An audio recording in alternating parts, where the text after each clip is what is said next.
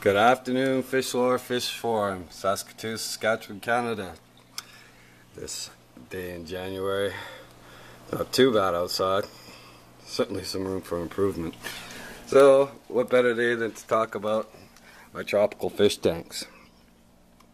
Last week I'd shown a DIY filter I made using substrate from this tank itself. Proved to be a bit of a mistake. It wasn't the fluidized bed itself, it was the fact that I chose to just scoop substrate from the bottom, put it in the container, and run an air pump through it. I should have at least rinsed it off thoroughly, or used new substrate, I guess. There was a bit of ammonia and phosphate spike in my tank afterwards, as well as it wasn't curing the cloudiness that had occurred from the food I had started making at home. I made a veg mix for this tank of vegetarian eaters, and it was a frozen one. I'd break up into bite-sized pieces, but once it thawed and dissolved in the water, it was contaminating my HOB. On the back here, my Aqua Clear 75 I have on this 45 bow front. And another mistake we had made was I make my own extra media in these to build beneficial bacteria, and I put this bag on the bottom of the filtration system, which wasn't stopping any of the heavy material from passing through. I put the sponge on top of that, and the sponge was hardly touched at all. It seemed that up the sides of the tank body, or the filter body, the debris was blowing up and back into the tank. So now we have the sponge at the bottom, the activated carbon on top of that, the porcelain beads on top of that, and then this. I just like the extra beneficial bacteria growth with these bags I make. And it also helps those porcelain beads to get full contact with water. Then I just put this food storage container lid that is clean on top of that to push those down into the water. So after we fixed that, we obviously lost all of our beneficial bacteria, which caused even more cloudiness in the water.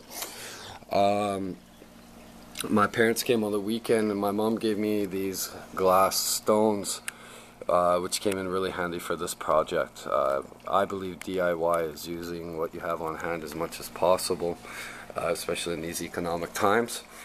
So what we did here was I took out most of the substrate. I put a layer of this glass stones at the bottom, layer in the middle of the substrate, and a layer of the glass stones at the top. And now I can run an air stone as well, which is buried under that rock pile. Not just because I have cichlids here that love to dig, but also because I'm hoping that those bubbles are picking up beneficial bacteria and taking it to the surface. So what I found when this was at least 3/4 full of substrate was that the air pump could push air through it all, but it took it about a week to pressurize enough to really start moving and vibrating that substrate in there that I was using as a media filter. So, or a filter media, sorry. So with this system now, much more air can pass through, and I can run my stone. After 2 days, I can see through my tank. Sorry about that. You can't see so well because there's a wall fairly close there. But if you see that light-colored purple plant right there, I could barely see an outline of this 2 days ago when I installed this remodified version of this filtration system. This brighter pink one here, we could see the outline of it, but just barely. So this is 2 days. I've also repositioned my rocks in this tank, partly to hold up this DIY. It was so heavy, even with 2 suction cups, it would make its way down the tank.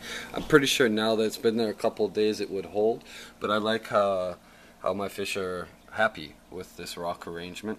Before I had a rock pile over in this corner where that log and plant are, and then where that plant is there at the end of that slate, I had another rock pile, and here in the middle where this rock pile is now, I had the plants and the log with the slate for fish to hide under. We did have a common pleco in here, but he was getting beat up and got moved to the 75 with some nicer fish. So the theory behind this new bed now, after DIY fluidized bed filter, after doing some research online, we wanted to maximize the beneficial bacteria that was in our tank.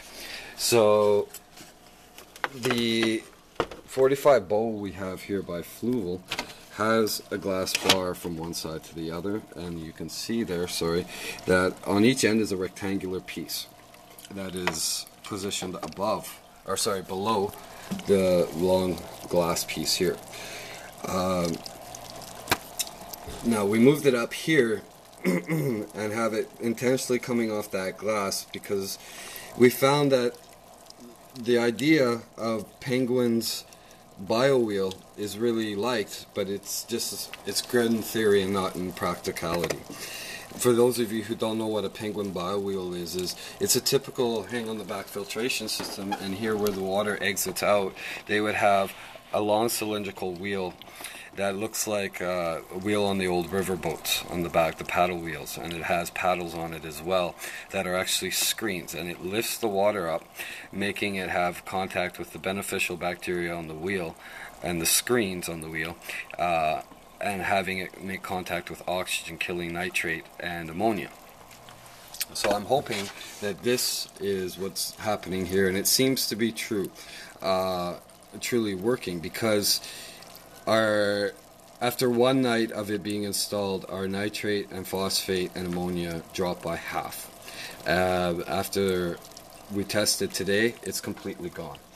So another thing that's happening here is along the bottom of that glass bar that extends from one side of this 45 boat to the other, the bacteria is all built up on there. I have the water level a little high right now. It will come down, but generally those bubbles go from one side of the bar to the other, where you see that glass hanging down there and are breaking up there. Right below it is the air stone, hopefully lifting up more oxygen and beneficial bacteria and causing more explosions along the bar there. So essentially the same idea as the biowheel, having oxygen, air, and beneficial bacteria mixing at the surface and killing nitrate and ammonia. Now, last night we cleaned out our 30-gallon really thoroughly and made it quite cloudy, and after just a few hours it came back to clear here with this DIY filtration system we're using here, which is not a fluidized bed, but some fluidized bed, but a lot more mixing than anything. As you can see through this tank right to my blue car tank, as well as into my kitchen area.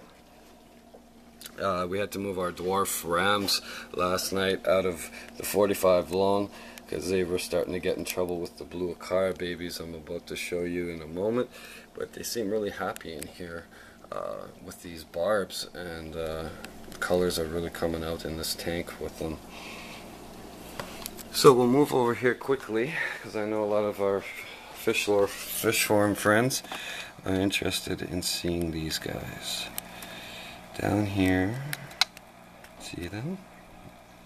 Look closely. About 50 to 75 Akara babies.